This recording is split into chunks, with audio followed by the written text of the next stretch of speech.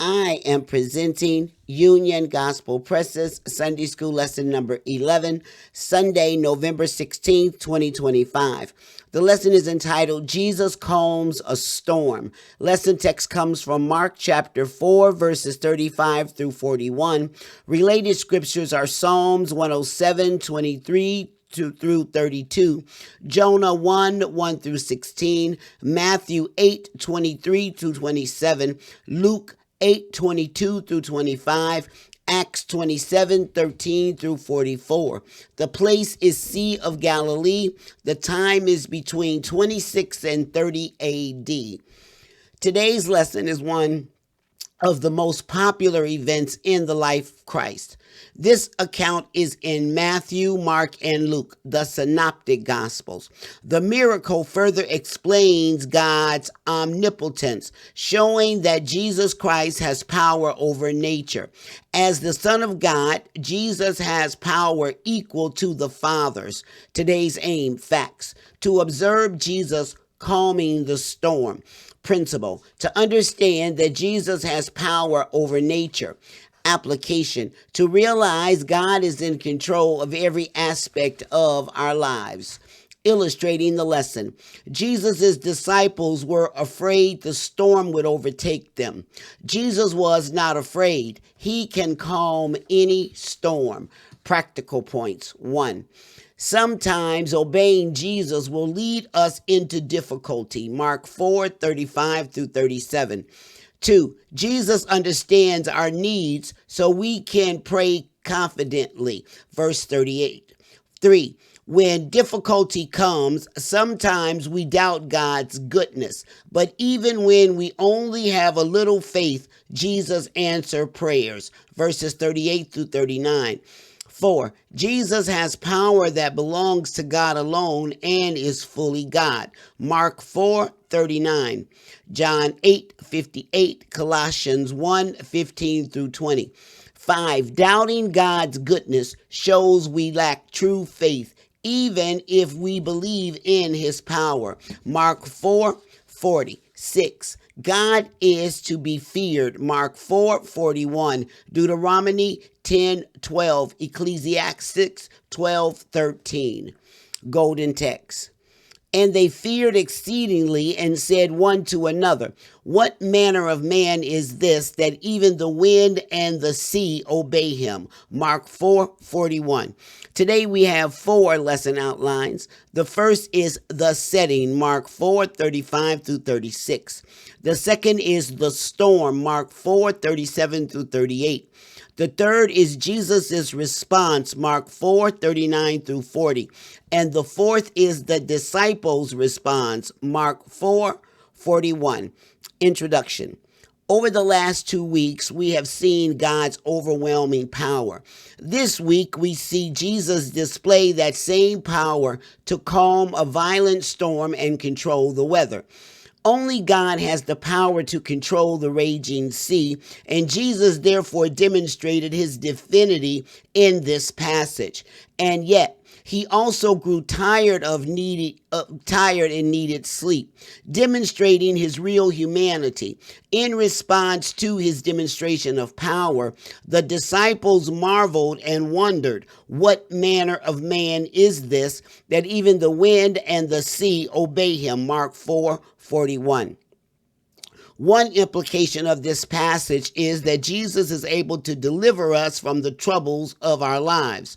No matter how fiercely the metaphorical storms of life may rage around us, he is all-powerful and able to deliver us easily. At the same time, however, that is not the main point of the story. The main point is Jesus' identity as truly God and truly man. Every one of us must answer the disciples' question, who is Jesus? The setting, Mark 4:35. And the same day when the even was come, he saith unto them, let us pass over unto the other side. Verse 36. And when they had sent away the multitude, they took him even as he was in the ship, and there were also with him other little ships. After a long day of teaching, Jesus told the disciples to go to the other side of the Sea of Galilee. Presumably, he did that in order to rest, as he did on other occasions with the disciples. Mark 6:30-32. The long day had been exhausting. As a human being, Jesus had real physical needs for food, water, and sleep. Matthew 4:21-18. So did the disciples. They needed a break.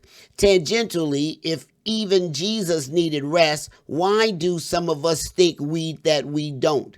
This passage comes immediately after a series of parables, Mark 4:1-34. Jesus had been teaching about the kingdom of God, and now he was about to demonstrate its power. It seems probable that these were some of the parables Jesus had told just before getting into the boat, or perhaps from the boat. Would the disciples prove to be rocky ground or rich soil? Verses 1-20. Had they understood the secret of the kingdom of God? Verse 11.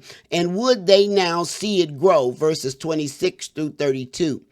Sometimes when the crowd was thick and crushing, Jesus would get into a boat and put off a little from the shore. That way, he would not be tightly surrounded by people and could be more easily seen and heard by a greater number of people. From there, he would preach to the people. Luke 5:1-11. That may have been the case here. After a long day of preaching, Mark 4:1-34, and perhaps also performing miracles, he was tired and they headed for the other side of the sea. The remark in verse 36 that other boats were with him has no real bearing on this story, but it does have surprising importance for us. We never hear anything specific about the people who followed after Jesus and the apostles, what condition their boats were in, or even their names. They are not recorded interacting with Jesus during or after the storm. Although this may therefore seem like a wasted line, it is actually quite helpful for us, precisely because it has no real relevance to the story. If you were making up a carefully crafted myth in the first century, 2 Peter 1:16, you would not throw in random irrelevant details like this. But we say this sort of thing in passing all the time during everyday conversation when telling a story. This throwaway line about an incidental detail is the mark of a true eyewitness account, not a legend. It provides internal evidence that someone who was a real eyewitness, almost certainly Peter, according to church history, recounted this story to Mark, and he recorded it faithfully for us. The Gospels present real historical events, not myths. The details that Jesus slept on a cushion and that he was specifically in the stern are similar to the mention of other boats. They do not deeply impact the narrative, but are marks of real eyewitness testimony. The fact that the disciples are often portrayed in a less than flattering way throughout all the Gospels is also a mark of authenticity. The disciples did not get into this storm because they disobeyed Jesus. He did not command them to go in one direction only for them to flee to the opposite way, as Jonah had centuries earlier. In fact, the disciples got into this storm precisely because they obeyed his command to cross over to the other side. Not all difficulties in life are the result of disobedience. In fact, some difficulties may come precisely because we obey God, but he is in control of even those difficult circumstances and has the power to bring us through them. When we experience hardships, we sometimes meticulously examine our lives to see whether we have sinned somehow and are being disciplined. That is not inappropriate, because sometimes we are being disciplined, but sometimes we are not. If we If we assume that every time someone has trouble, they are experiencing God's discipline, we make the same mistake as Job's friends. Job's 4:1 through 32:1. Sometimes the difficulties we're experiencing are because of our obedience, not our disobedience. 1 Peter 3:17. Did Jesus supernaturally know this storm was coming when he told the disciples to get in the boat?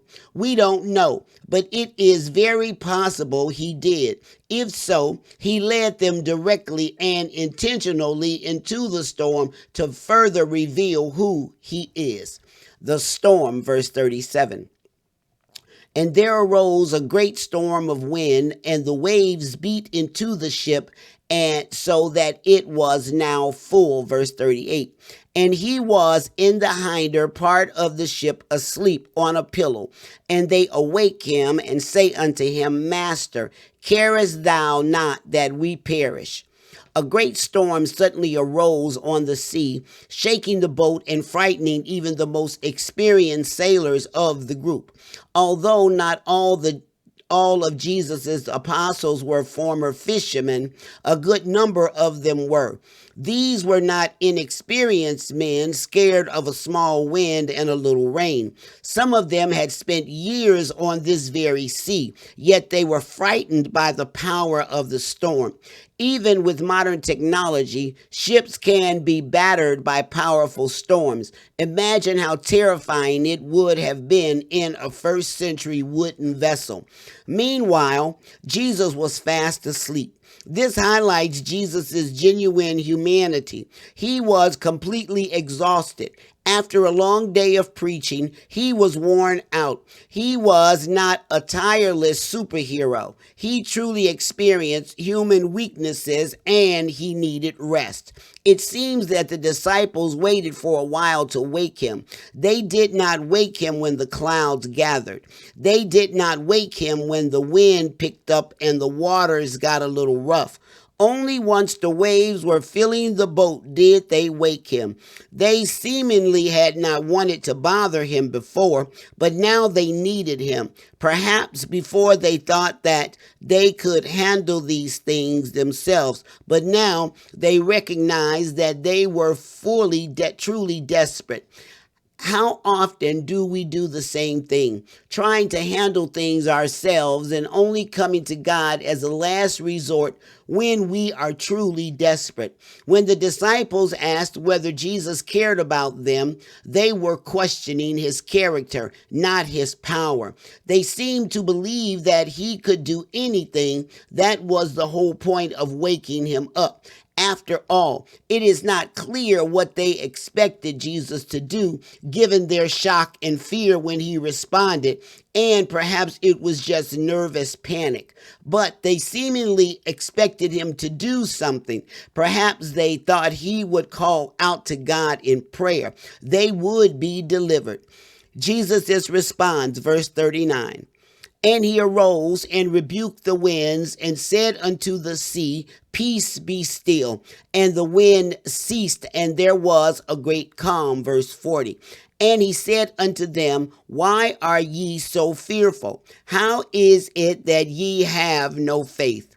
When Jesus woke, he stood up and rebuked the wind and the sea died down immediately.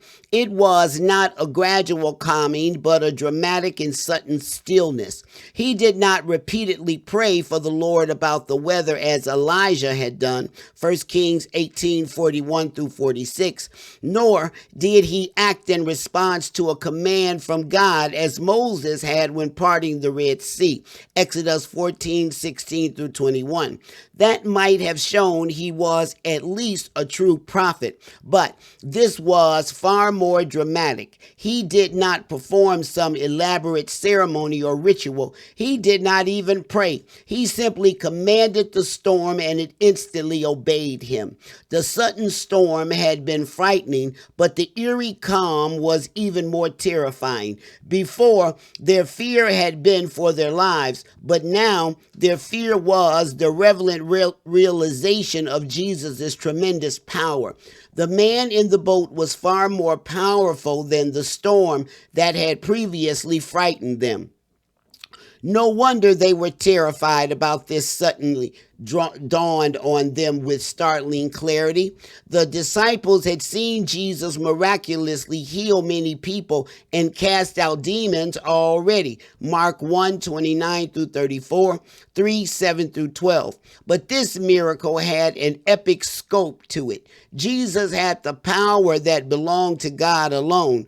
Only God could calm a storm. Psalms 107, 23 through 32. The apostles had woken Jesus up because they rightly believed he could do something, but he still rebuked them for having no faith. They might have thought, wait a minute, we do have faith. That's why we woke you up. They seemed to believe that he had the power to do something, but genuine faith involves more than just belief in Jesus' power. It also includes trust in his love. When we believe that God is all powerful but question God's care for us and doubt his love for us, we are not displaying true faith. We may believe that he has all the power in the world, but if we question his character, we are not showing genuine faith in him. We must have belief in both his power and his goodness. Faith also involves trusting God when he is seemingly doing nothing. Jesus had been asleep and the storm had been raging. Yet, if the disciples had deeply believed that Jesus was the Messiah, that he had a divine mission, and that God would not allow him to drown in a boat, they could have had confidence even though God appeared to be doing nothing. The faith-filled act may have still been for them to wake Jesus up and ask him to help them, but they would have asked him differently. Lest we be too hard on the disciples, we should remember that we can all too often question whether God really loves us when he allows difficulties in our lives. After calming the storm, Jesus asked the disciples why they were afraid. When we have faith and the power and the proper fear of God, we do not need to hear anyone or anything else. He rules over all creation. He commands storms, demons, disease, and death. We do not need to fear other people, Proverbs 29:25. We do not need to fear circumstances. If God is for us, who can be against us? Nothing can separate us from his love, Romans 8:31 through 39. The practical question is, what do we fear, God or circumstances? If we fear our circumstances, perhaps we need to spend more time reflecting on who God is, both the fact that he is all power and that he is love, 1 John 4:8.